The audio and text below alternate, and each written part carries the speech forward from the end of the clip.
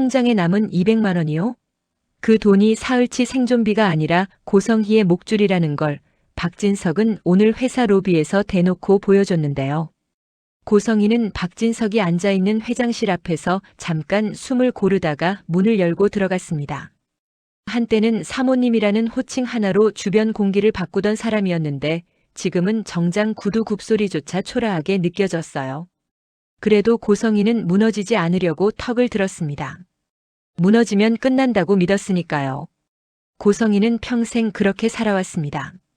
가난에서 벗어나기 위해, 밟히지 않기 위해, 더 높은 자리로 올라가기 위해요. 박진석은 고성희가 들어오는 걸 보면서도 자리에서 일어나지 않았습니다. 호탕하고 거침없는 상남자 스타일로 유명한 남자였지만 지금 그의 태도는 호탕함이 아니라 정리에 가까웠습니다. 이미 결론을 내린 사람의 눈빛. 고성희가 가장 싫어하는 눈빛이었습니다. 고성희가 먼저 말을 던졌습니다. 내가 오늘 올 줄 알았죠? 박진석은 짧게 웃었습니다. 응, 오늘. 그 오늘이라는 단어에 고성희는 순간 몸이 굳었습니다. 사망신고서에 찍힌 오늘이라는 날짜처럼 지금도 박진석은 오늘로 사람을 잘라내고 있었습니다.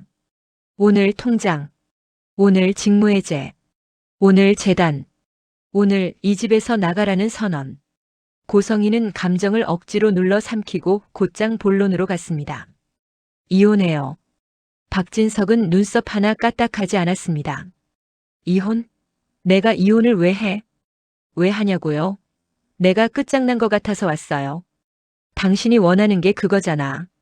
내가 원하는 건 내가 비는 거야, 성희야. 박진석이 비는 거라고 말하는 순간 고성희의 안쪽에서 분노가 끓어올랐습니다.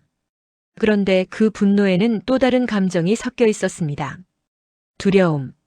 박진석이 정말로 끝까지 자신을 말려 죽일 수 있다는 확신이요. 아파트를 금매로 던지려고 했는데 등기부에서 33억 추가 근저당이 튀어나왔던 그 순간부터 고성희는 알았습니다. 박진석은 이미 고성희가 움직일 길을 모두 막아두고 있었어요. 인감증명서, 인감도장, 계약서가 정상적으로 갖춰져 들어갔다고 변호사가 말했을 때 고성희는 심장이 내려앉았거든요. 나 몰래 했다고요? 라고 소리쳤지만 소리는 법 앞에서 아무 힘이 없었습니다. 소송을 하려면 계약금 1억. 지금 고성희에게 없는 돈이었습니다. 고성희는 박진석의 책상 앞에 서서 아주 낮게 말했습니다. 근저당 그거 당신이 했죠. 박진석이 시선을 들었습니다. 내 도장으로, 내 이름으로. 내가 몰랐잖아. 몰랐으면 몰랐다고 인정해. 그럼 내가 할 수 있는 건 하나뿐이야. 조용히 사라지는 거. 고성희는 웃음이 나왔습니다. 웃고 싶어서가 아니라 울고 싶어서 웃었습니다. 고성희는 이 세상에서 사라지는 걸 제일 무서워했습니다. 가난하게 살던 어린 시절, 아무도 자신을 보지 않던 시절이 떠올랐거든요. 그때의 고성희는 정말로 존재하지 않는 사람 같았습니다. 그래서 다시는 사라지지 않겠다고 누구보다 눈에 띄는 사람이 되겠다고 결심했었죠. 그런데 박진석은 그 결심을 찢어버리려고 하고 있었습니다. 고성희는 억지로 침착하게 숨을 고르고 마지막 자존심을 꺼냈습니다. 당신이 이렇게까지 하는 이유 나 알아요. 박진석이 차갑게 물었습니다. 뭐? 재단까지 건든 거. 나 직무 해제시킨 거. 그게 단순히 내가 싫어서가 아니잖아. 당신 감추는 게 있지. 박진석의 눈빛이 한순간 흔들렸습니다. 아주 미세하게.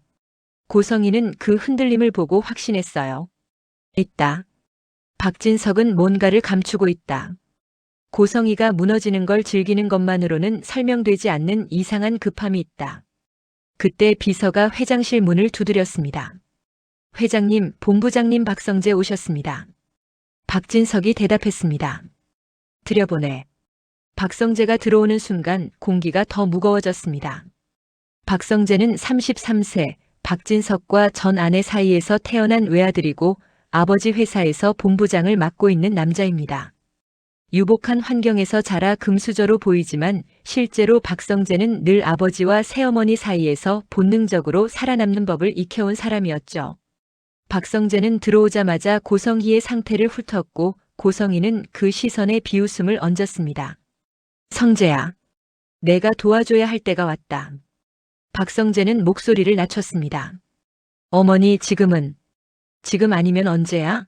내 아버지가 날 이대로 내쫓으면 다음은 내 차례일 수도 있어. 박진석이 탁 책상을 손가락으로 두드렸습니다. 성희야, 내 아들 겁주지 마. 고성희가 바로 받아쳤습니다. 겁주는 게 아니라 현실을 말하는 거예요. 당신이 지금 하는 건 정리가 아니라 처형이거든. 박성재의 얼굴이 굳었습니다. 박성재는 알고 있었습니다. 고성희가 지금 단순히 돈을 잃은 게 아니라 힘을 잃고 있다는 걸. 고성희가 힘을 잃으면 고성희가 품고 있던 비밀도 함께 흔들릴 수 있다는 걸. 그리고 그 비밀이 흔들리면 가장 먼저 타격을 입는 건 박성재 자신일지도 몰랐습니다. 박진석은 박성재에게 서류 봉투 하나를 밀었습니다. 성재야, AP그룹 건 오늘 마무리해. 박성재는 봉투를 내려다봤습니다. AP그룹이라는 글자가 보였고 박성재의 눈꺼풀이 아주 작게 떨렸습니다. 그 반응을 고성희가 놓치지 않았습니다. AP그룹? 거기 이지혁이 대표지? 고성희가 이지혁이라는 이름을 말하는 순간 박성재의 얼굴에서 피가 빠졌습니다. 이지혁은 박성재의 아주 친한 친구. 같은 33살, 일도 잘하고 잘생긴 얼굴, 그리고 비혼주의. 박성재는 이지혁과의 우정이 자신의 유일한 숨구멍이라고 생각해왔는데 그 숨구멍이 지금 회사 일로 더럽혀지는 느낌이 들었거든요. 박진석은 담담하게 말했습니다. 맞아. 이지혁. AP그룹은 우리 재단이랑도 엮여있지. 고성희는 웃으며 물었습니다. 재단까지 엮였는데 왜 이렇게 급해요? 왜 오늘 당장 마무리해요? 박진석이 대답하기 전에 고성희가 먼저 끼어들었습니다. 혹시 이지혁이 정직한 사람이라서요? 정직한 사람은 흔들기 쉬우니까. 그 말에 박진석이 고성희를 노려봤습니다. 성희야, 선 넘지 마. 고성희는 한 발도 물러서지 않았습니다. 내가 이미 넘어졌는데 선이 어디 있어요? 박성재는 그 사이에서 숨이 턱 막혔습니다. 그런데 박성재가 진짜로 숨막히는 이유는 따로 있었습니다. AP그룹이라는 단어가 자신의 마음속 사람과도 연결되어 있었거든요. 지은호. 지은호는 30세 카페 매니저이자 인테리어 디자이너. 해맑고 긍정적이며 책임감 강한 여자. 그리고 지은호는 이지혁을 짝사랑해왔습니다. 고백했다가 거절당했죠. 박성재는 그런 지은호를 짝사랑하고 있었습니다. 그런데 박진석이 AP그룹을 오늘 마무리하라고 한다. 재단이 엮였다. 박성재는 직감했습니다. 이건 단순 계약이 아닙니다. 누군가의 인생을 찍어 누르는 방식이 될 수도 있어요. 그리고 그 누군가는 고성희일 수도 있고 박진석일 수도 있습니다. 박성재는 결국 조용히 말했습니다. 회장님, 이거는 제가 확인해보고. 박진석이 끊었습니다. 확인은 이미 끝났어. 내가 할 건 실행이야. 그 말이 끝나자마자 고성희의 휴대폰이 울렸습니다. 부동산 중개인이었습니다. 고성희는 받자마자 얼굴이 하얘졌습니다. 사모님, 그 추가 근저당 채권자가 은행이 아니라 개인으로 나와요. 그리고 이름이. 누구야? 재단 쪽 사람인데요. 사모님 명의로요. 고성희는 전화를 끊고 박진석을 노려봤습니다. 고성희는 그제야 알았습니다. 박진석은 단순히 돈줄을 끄는 게 아니라 고성희의 명의로 재단과 연결된 빚의 목줄을 채워 넣어버린 거예요. 고성희가 재단에서 손을 떼려 해도 재단이 고성희를 끌어당기게 만든 구조였습니다. 고성희는 손을 떨면서도 또렷하게 말했습니다. 당신 나를 재단으로 묶어놓은 거네. 박진석이 짧게 웃었습니다. 이제 알았어? 왜 이렇게까지 해요? 내가 내 말을 안 들으니까. 고성희는 그 순간 깨달았습니다. 박진석이 두려워하는 건 이혼이 아니라 폭로입니다. 그리고 그 폭로의 핵심이 재단에 있다는 걸요. 고성희는 그 재단의 가장 어두운 서랍을 알고 있었습니다. 그 어두운 서랍에는 오늘로 시작되는 문서들이 있었거든요. 사망신고서처럼 누군가의 인생을 오늘로 바꾸는 문서들이요. 고성희는 갑자기 태도를 바꿔 부드럽게 웃었습니다. 여보, 우리 이렇게 싸우지 말고 얘기하자. 나도 당신이 무서운 사람인 거 이제 알겠어. 박진석은 더 차갑게 말했습니다. 알았으면 조용히 내려가. 그때 박성재의 휴대폰이 진동했습니다. 발신자는 이지혁이었습니다. 성재야. AP그룹 얘기 들었다. 너 그거 손대지 마. 박성재는 메시지를 보고 눈빛이 흔들렸습니다. 이지혁은 박성재의 절친입니다. 이지혁은 늘 감정이 흔들리지 않는 것처럼 보이지만 사실은 자기 사람 앞에서는 누구보다 단호해지는 사람이거든요. 박성재는 이지혁이 왜 이렇게까지 말하는지 이해했습니다. AP그룹은 이지혁의 인생이고 지금 그 인생이 박진석과 고성희의 싸움에 끌려 들어오고 있었습니다. 박성재는 메시지를 읽는 순간 동시에 지은호의 얼굴도 떠올랐습니다. 지은호가 아픈 얼굴로 제발이라고 말하던 표정. 박성재는 그 표정을 떠올리기만 해도 마음이 무너졌습니다. 박성재는 결국 회장실에서 나와 복도 끝에 섰습니다. 손이 차가웠습니다. 그리고 그때 지은호에게 전화가 왔습니다. 성재 씨, 저 미안해요. 이런 말하면 안 되는데. 지은호, 무슨 일이야? 지강호가 또 사고 쳤어요. 누나인 저한테 AP그룹 이름 들이밀면서 엄마 가게까지 흔들렸어요. 정순이는 65세, 식당 운영하며 딸 지은호에게 의지하는 엄마입니다. 남편을 잃고 버텨왔고 방황하는 아들 지강호 때문에 늘 가슴이 찢어지죠. 지강호는 욕심만 많고 게으르며 불만투성이, 누나 지은호에 대한 자격지심이 큰 24살 남자입니다. 그런 지강호가 AP그룹을 입에 올린 순간 박성재는 확신했습니다. 이건 누군가가 의도적으로 만든 연결입니다. 박성재는 숨을 고르고 말했습니다. 지은호, 지금 혼자야? 네, 아니요. 이지혁 선배가. 그래. 그 한마디 그래에 박성재의 마음이 꺼졌습니다. 그래도 박성재는 말했습니다. 지은호, 내가 무너지면 안 돼. 내가 할 수 있는 건 할게.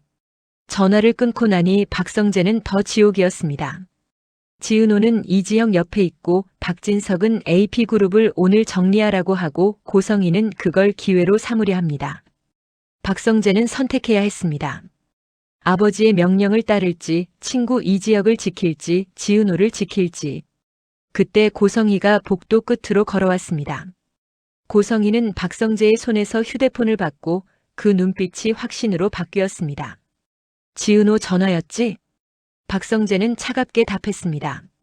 어머니, 그 이름을 함부로 입에 올리지 마세요. 고성희는 웃었습니다. 함부로? 성재야, 너 지금 감정 때문에 판을 망치려는 거니?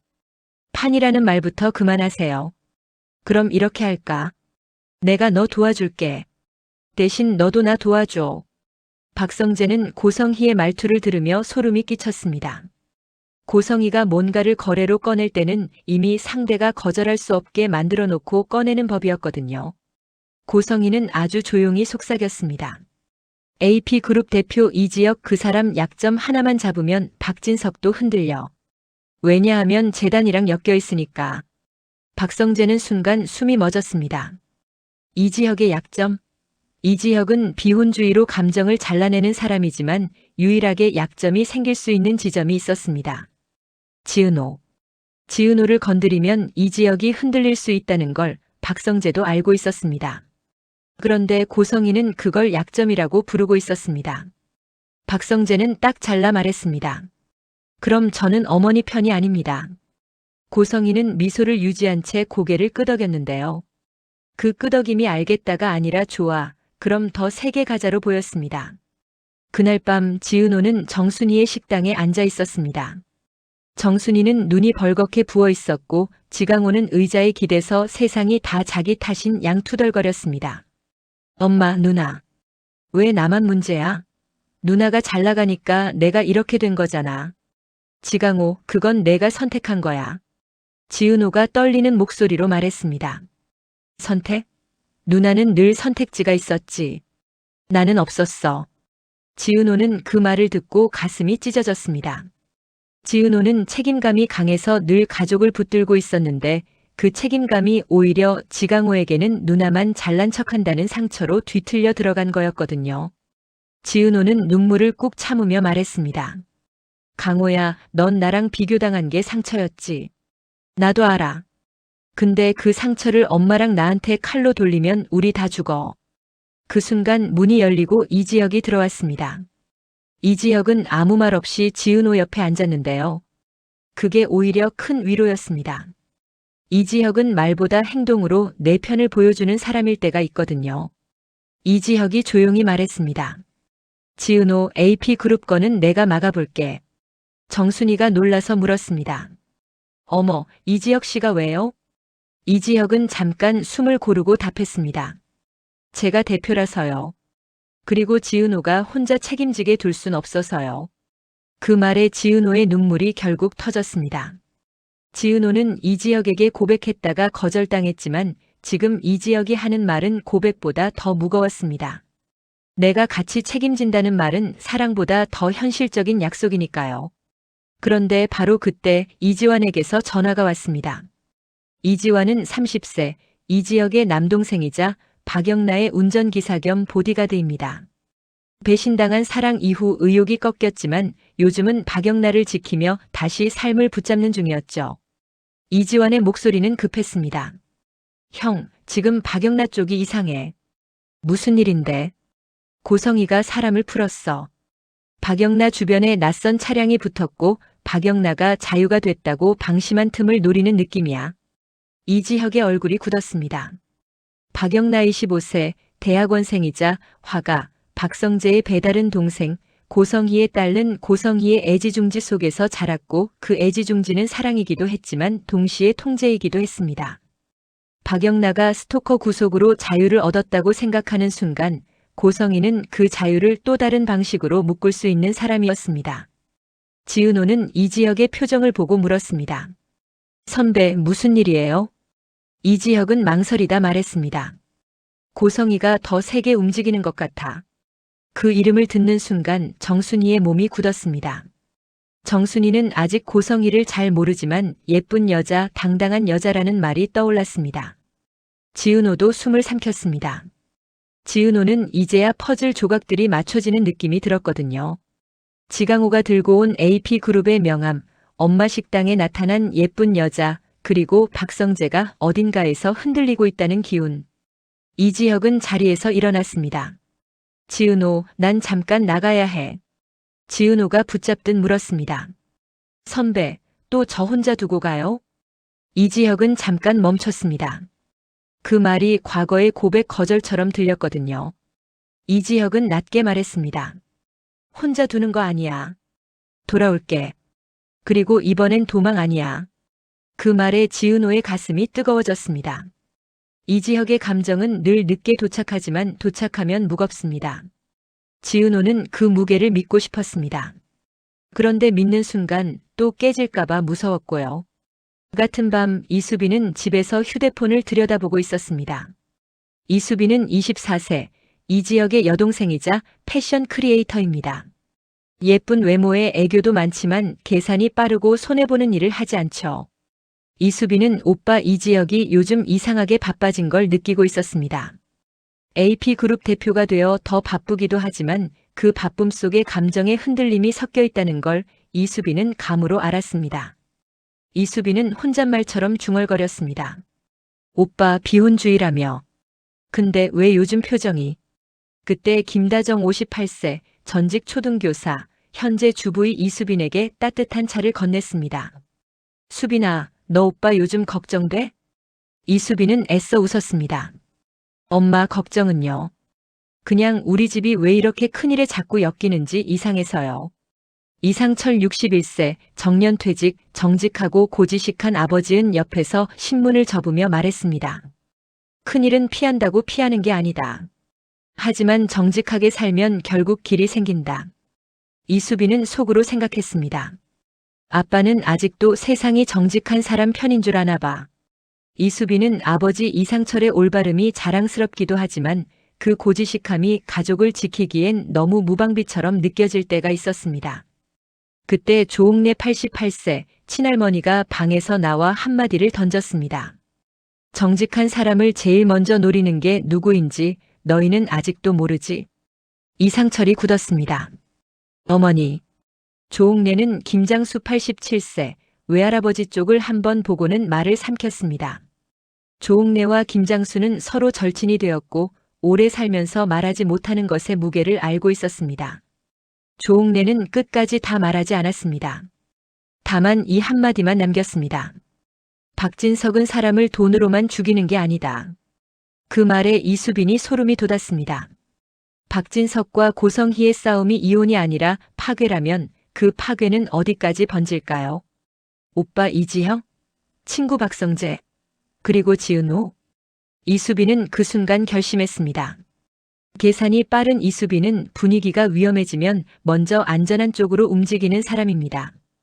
이수빈은 조용히 휴대폰을 열어 누군가에게 메시지를 보냈습니다. AP그룹 건 외부에서 흔들기 시작한 것 같아요. 준비해두세요.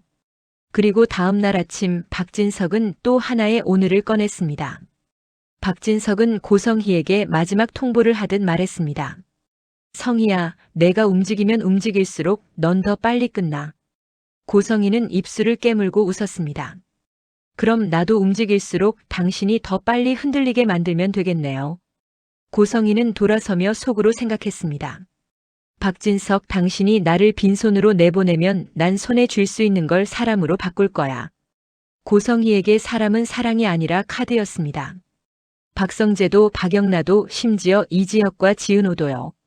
그런데 고성희가 엘리베이터를 타려는 순간 휴대폰에 사진 한 장이 도착했습니다. 발신자는 저장되지 않은 번호였고 사진 속에는 지은호가 이지영 옆에 앉아 고개를 숙인 모습이 찍혀 있었습니다. 메시지는 짧았습니다.